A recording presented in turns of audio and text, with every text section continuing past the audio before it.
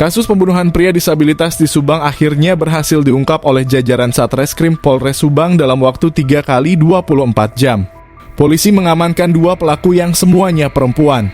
1 pelaku diantaranya masih berstatus pelajar SMA kelas XI pada Rabu (29 Januari 2025) siang. Adapun hasil otopsi RS Bhayangkar Polri Indramayu pada jasad korban ditemukan sekitar puluhan luka tusukan yang berada di bagian punggung, leher, dan perut.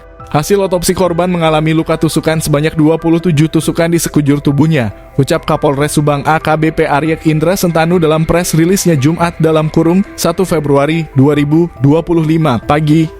Dari 27 tusukan tersebut ada beberapa tusukan yang tembus ke bagian vital organ tubuh korban. Beberapa tusukan tembus ke hati, paru-parunya, dan ginjal yang menyebabkan korban tewas, katanya.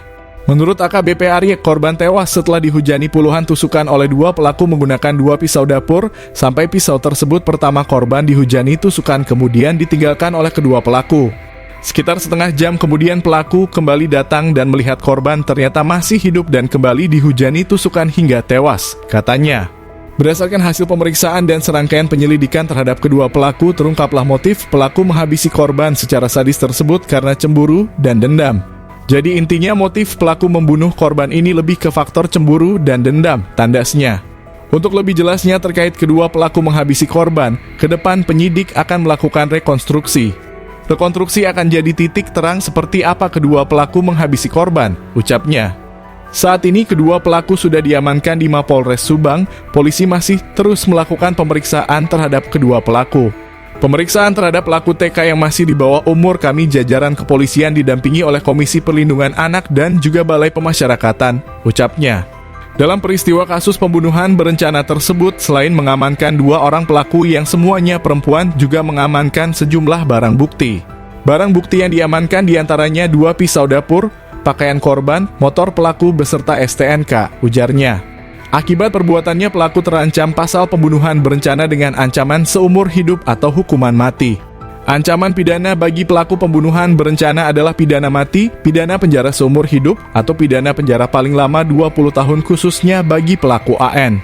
Hal ini diatur dalam pasal 340 Kitab Undang-Undang Hukum Pidana (KUHP), katanya. Sementara untuk pelaku di bawah umur dalam kasus pembunuhan berencana terhadap Toikin terancam hukuman setengah dari orang dewasa. Ancaman hukuman bagi anak di bawah umur yang melakukan pembunuhan berencana adalah setengah dari hukuman orang dewasa, pungkasnya. Mengambil pisau yang berada di pinggang. Kemudian pelaku A itu menusukkan di sekitar leher, mendekati kepala itu 2 kali. Kemudian anak inisial T menusukkan di sekitar punggung. Ketika sudah menusukkan tersebut, pelaku A dan anak inisial T itu kembali ke rumah. Download Tribun X sekarang, menghadirkan lokal menjadi Indonesia.